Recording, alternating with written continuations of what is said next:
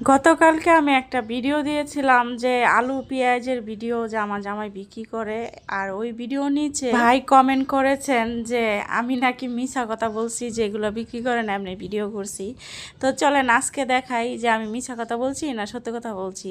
এই তো আমি তালা দিয়ে বাসা থেকে বের হয়ে যাইতেছি, কারণ আমার জামাই রাস্তায় ভ্যান গাড়ি নিয়ে আসতেছে, তো আমার সেইখানে যাইতে হবে। আমার জামাই আলু পেঁয়াজের ব্যবসা করবে, এটা নিয়ে মিথ্যা বলার কি আছে আমি নিজেও বুঝতেছি না। তো সেই জন্য আজকে কালকে ভিডিও করছিলাম, কিন্তু ভিডিওটা প্রো মডেলে হয়ে গেছে, তাই সাপোর্ট করে নাই। তো আজকে আবার নতুন করে ভিডিওটা শুরু করছি। তো আজকে আবার বাসার নিচে ভ্যান গাড়ি থাকবে না, একেবারে রাস্তায় আয়না ভ্যান গাড়ি সাজাবে। এখান থেকে অনেক ডালু উঁচা রাস্তায় যদি ভ্যান গাড়ি আইসা যদি মাল সাজায় তাহলে সহজে যাইতে, আর আমি না গেলে তো হয়ই না। সুন্দর করে মাল সাজায় দেওয়ার লেগে আমার যাইতেই হয়, একা একা পারে না। আপনাদের ভাইয়া এমনিতে অনেক কিছু বুঝে না, ভালো মন্দ অনেক কিছু বুঝতে পারে না, তো আমার বুঝাই দিতে হয় হাতে। আলহামদুলিল্লাহ আপনাদের দোয়ায় একটা ভালো একটা বাসা পাইছি, এমন একটা প্লেসে যে রাস্তার সাথে একটুখানি সামনে হলো মেইন রাস্তা, একটুখানি হেঁটে গেলে এই যে আমি মেইন রাস্তায় চলে আইছি। সামনের এই রাস্তাটায় গেলে একদম পদ্মাসা ব্রিজ সবকিছুই দেখা যায়, তুরাগ নদী। বাসাটা একদম পারফেক্ট একটা জায়গায় পাইছি আলহামদুলিল্লাহ। রুম ভাড়াটা একটু বেশি হইলেও ভালো একটা জায়গায় থাকাটাই আমি মনে করি সেফ আর ভালো। আর এই যেখানে আপনাদের ভাইয়া ওই যে আসতেছে, সকালবেলা সে আড়তে গিয়া পেঁয়াজ আর আলুর বস্তা নিয়ে এসে ব্যানে সাজায় না, এখন ব্যানে সাজাবে, আর আমারও সাহায্য করতে হয় সাথে। অনেকে বলতেছেন যে ভাইয়া আগে চাকরি করছে এখন করে না কেন, এখন কেন আলু পেঁয়াজের ব্যবসা করবে। তাদেরকে বলি আপনাদের ভাইয়া যখন চাকরি করছিল তখন উনি অনেক কষ্ট করছে, কারণ ওই চাকরিতে অনেক কষ্ট।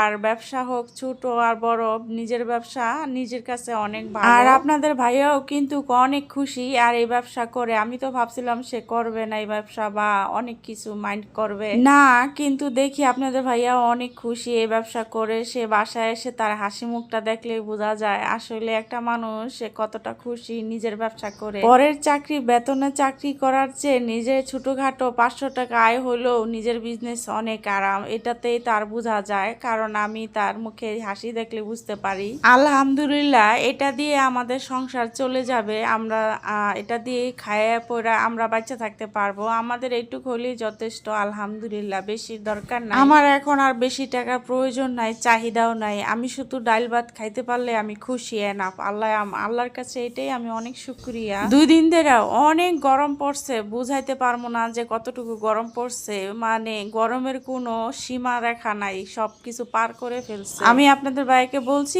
ওই পাশে একটা গলি আছে, গলিতে ভ্যানটা রেখা মালগুলা সাজাইতে, কিন্তু না, সে এখানে একটু শ্যামা দেখা এইখানে সে মাল রেখা সাজাবে। তো আমি আর কিছু বলি নাই, কিন্তু এই জায়গায় যখন ভ্যান রাখছে তখন থেকে যে এত গরম বলে বোঝানোর মতো না। আপনাদের ভাইয়া সৌদি আরবে কাজ করছে মরুভূমিতে, সে গরম সহ্য করতে পারে, অনেক গরম হলেও তার কাছে কিছুই না, কিন্তু একদম গরম সহ্য করতে পারি না। একটু গরম হলে আমি সর্বস্ব ঘেমে একাকার হয়ে যাই, গোসল দিয়ে ফেলি। প্রচন্ড গরমও ভ্যানে মাল সাজাইতেছে, তারপরও আনন্দ আছে কেন জানেন বলেন? এটা হচ্ছে নিজের বিজনেস, আর এটাতে হচ্ছে কাঁচা টাকা। এই পাটের বস্তাতে হয়েছে আলু, 1 বস্তা আলু আনছে, 1 বস্তা পেঁয়াজ আনছে, গতকাল মরিচ সহ আনছিল, মরিচ গুলা বলে ফালাই দিছে। আমি মরিচ আনতে না করছিলাম, বলে কাঁচা মরিচ আইনো না, কাঁচা কোনো জিনিস আইনো না, কারণ পয়সা যাবে বেচতে পারবা না।